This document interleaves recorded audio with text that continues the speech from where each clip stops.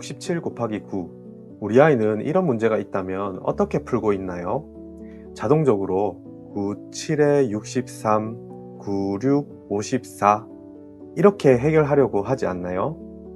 많은 아이들이 곱셈의 원리는 생략한 채 달달 외운 구구단을 이용하여 기계적으로 이렇게 접근을 한답니다. 하지만 곱셈의 의미를 제대로 이해하고 조금만 생각해 본다면 훨씬 쉽고 다양한 방법으로 풀어낼 수 있답니다. 오늘 영상에서는 바로 곱셈의 원리를 활용한 생각하는 곱셈에 대해 이야기해 보려 합니다. 영상 끝까지 보시면 우리 아이가 곱셈을 생각으로 접근하게 되고 결국 수학을 암기가 아닌 생각하는 과목으로 올바르게 시작할 수 있을 거예요. 자, 그럼 본격적으로 곱셈의 원리를 활용한 생각하는 곱셈에 대해 말씀드려 볼게요. 67 곱하기 9 다시 한번 볼까요? 이 문제 아이들이 딱 보면 어떻게 하죠? 대부분 9, 7에 63, 9, 6, 54 이렇게 나갈 거예요. 물론 맞는 방법이긴 한데요. 아이들이 이렇게만 접근하도록 배우다 보니 이러한 방식 말고는 곱셈에 접근을 잘 하지 못한답니다. 그런데요, 여기서 67 곱하기 9가 도대체 무슨 뜻인지 한번 생각해 볼까요?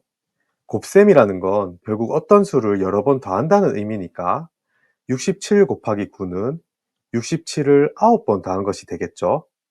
그럼 여기서 쉽게 보일 것 같아요. 67을 9번 더한 것이라면 67을 10번 더하는 것은 쉬우니 67을 10번 더하고 한 번 빼면 되겠다. 이렇게 생각할 수 있겠죠? 그럼 67을 10번 더하면 670, 여기서 67을 한 번 빼주면 603. 암산으로도 가능할 정도로 쉽고 빠르게 문제를 풀 수 있답니다. 이렇게 곱셈의 원리를 이용해서 쉽고 빠르게 해결할 수 있는 방법들이 있는 것이죠. 그럼 좀 더 복잡한 곱셈을 한번 볼까요? 48 곱하기 19. 이것을 어떻게 쉽고 간단히 해결해 볼 수 있을까요? 먼저 이렇게 생각해 볼 수 있을 것 같아요. 48 곱하기 19는 48을 19번 더한 것이니 48을 20번 더한 후 48을 한 번 빼주면 되겠다. 충분히 이렇게 생각할 수 있겠죠? 그리고 또 이렇게 생각해 볼 수도 있어요. 48 곱하기 19는 19를 기준으로 볼 때 19를 48번 더했다 라고 생각할 수도 있잖아요. 그럼 19를 50번, 50번 더한 다음에 19를 2번 빼주면 되겠다. 이렇게 생각할 수도 있을 것 같아요. 또 다르게 48 곱하기 19가 48을 19번 더한 것이니 48을 10번 더한 값에 48을 9번 더한 값을 더하면 되겠다. 그리고 이것을 조금 더 정리해서 표현하면 48을 10번 더한 값에 48을 10번 더한 것에 48을 한 번 뺀 값을 더해 볼 수도 있겠다. 이렇게 생각해 볼 수도 있겠죠. 이처럼 곱셈의 의미를 생각하면서 접근하면 훨씬 다양한 방법으로 해결할 수 있고 아이가 기계적으로 곱셈을 접근하는 것이 아니라 원리를 곱씹으면서 재밌게 해결을 할 수 있답니다. 하지만 안타깝게도 현실은 이렇지 않죠. 아이가 곱셈의 원리를 바탕으로 생각하는 훈련을 하기도 전에 구구단을 외우게 되고 이를 바탕으로 세로 셈만 반복하면서 많은 아이들이 기계적으로 곱셈을 해결하고 있답니다. 그 결과 수학의 시작부터 암기와 기계적인 반복을 하면서 수학은 지루하고 재미없는 과목이다 라고 인지하게 되고 흥미를 잃어버리게 된답니다.